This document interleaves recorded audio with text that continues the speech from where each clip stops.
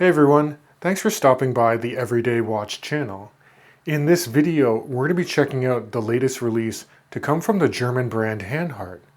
So on the wrist, I have their Pioneer Preventer HD12 with a limited edition silk purple dial. Now this particular color was actually done in collaboration with the German technical watch magazine Armbanduhren, and it's also a fairly unique colorway you don't see on a lot of field or sports watches. Now if you combine that with the utilization of Hanhart's HD12 alloy, which is their new scratch resistant steel, I think you're getting a very capable go anywhere do anything watch that comes in at just under 2,000 Canadian dollars. So why don't we flip the camera around now and you guys can take a close-up look at this Hanhart Pioneer Preventer 12 in silk purple in the studio.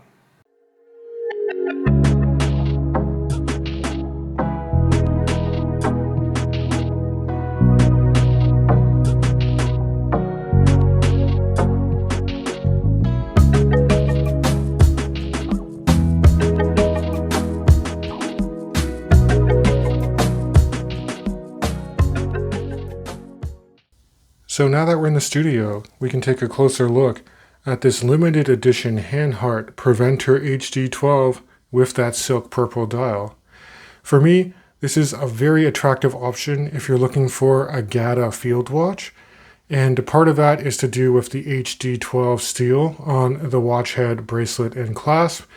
This is a process that Hanhart uses that has carbon diffused into the steel itself through a multi-step and very labor-intensive task, and it makes it hardened to 1200 Vickers, a similar strength you're going to find with other German brands like Zinn or Damasco. In terms of overall case dimensions, also very nice at 39 millimeters in diameter. Flipping the watch to the side, lug-to-lug distance is 46 millimeters, and the overall height is actually not thick at all. It's only 10.5 millimeters from the bottom of that screwed down and signed case back, and then to the top of a flat sapphire crystal that does have anti-reflective treatment on the underside. And between the lugs is an even 20 millimeters for the supplied bracelet that does taper to about 18 millimeters. Individual links are sized using slot screws, but they're very tiny screw heads and they're deeply recessed into the individual links. So it was a bit challenging to get this watch to fit my wrist.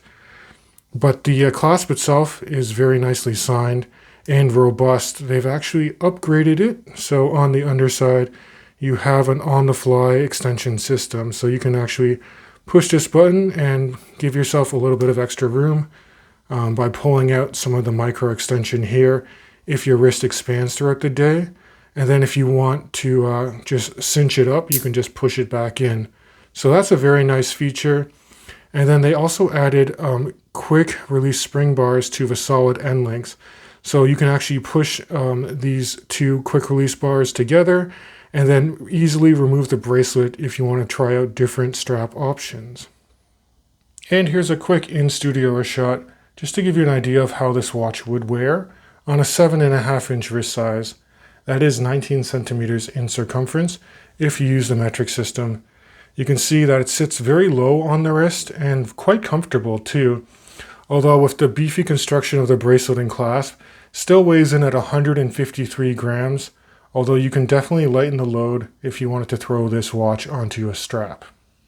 So taking a look at the dial, I'm very happy with how this silk purple colorway turned out. Traditionally, the Preventer series of watches are matte black or blue, and they nailed this color because it's not like a glossy purple. It's still quite matte, but it's not overly saturated or dark. Kind of like a grape color, and it still has very high contrast against the handset and the hour markers, which are your traditional field or Flieger style with Arabic numerals. Very nice Hanhart script below the 12 o'clock position. And then above the 6, it does say Preventer and automatic in German. Really big fan of the cathedral handset, as well as the red tipped seconds hand that's actually curved down towards the dial. So reading this watch at a glance is quite easy to do. And aiding in the overall legibility, this watch is also equipped with C1 X2 Superluminova on the hour markers and handset, including the seconds hand. Again, that's a big plus in my book because some brands like Zinn or Damasco typically don't loom their seconds hands. So I'll show you guys a quick low light shot just to give you an idea of how well applied that loom is. And orientation at a glance is also very, very good. Now, with respect to the automatic movement inside this watch, they actually call it out as either a Sellita SW200 or Soprod P024. So either of those options are essentially clones of the popular Swiss ETA 2824, which gives you about 38 hours of power, ticks away at 4 Hertz, pivots on 25 or 26 joules, and has hacking in hand wind, which is done via this nicely signed and screwed down crown, which is 7 millimeters in diameter for easy grip in operation. And because it is screwed down, you're also getting a nice 150 meters of water resistance. So if you actually just pull at the crown once, you can hack the movement by stopping the seconds, and then you can easily set to any reference point that you want. And there's really no play in the crown, very nice winding action, as well as rethreading experience too. Flipping over the watch, you can get a better look at the case back that has a very nice embossed Hanhart logo in the center. And it also does say Silk Purple Limited Edition. And these are numbered as one of 200 pieces in total. And I'm very happy with how this colorway actually turned out compared to your traditional black or blue dial options. So overall, I'm very impressed with this release from Hanhart. With respect to the watch head, I think they knocked it out of the park. That being said, I do have some potential points for improvement when it comes to the bracelet and the clasp.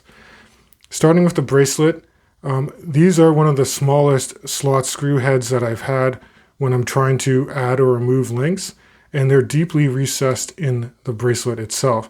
So you're going to need a very tiny screwdriver and some patience to actually size up this bracelet.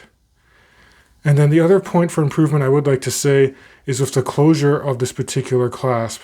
For some reason, for my example, if you push the one trigger, you can see that one end of the clasp actually pops up. And then if you actually pop the other one separately, it opens up.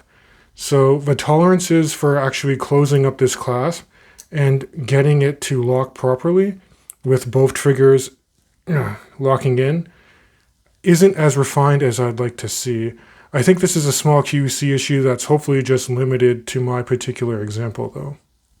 Now, after saying all this, you can actually easily mitigate this issue if you just throw it on a different 20 millimeter strap.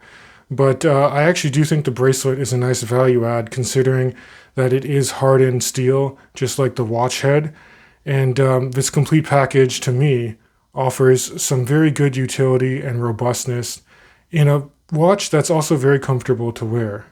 But that's my take on this particular watch. I'd love to know your guys' feedback in the comments section of this video. Would you consider picking up the Silk Purple Limited Edition Pioneer Preventer, or would you go for their more traditional Preventer HD12 models?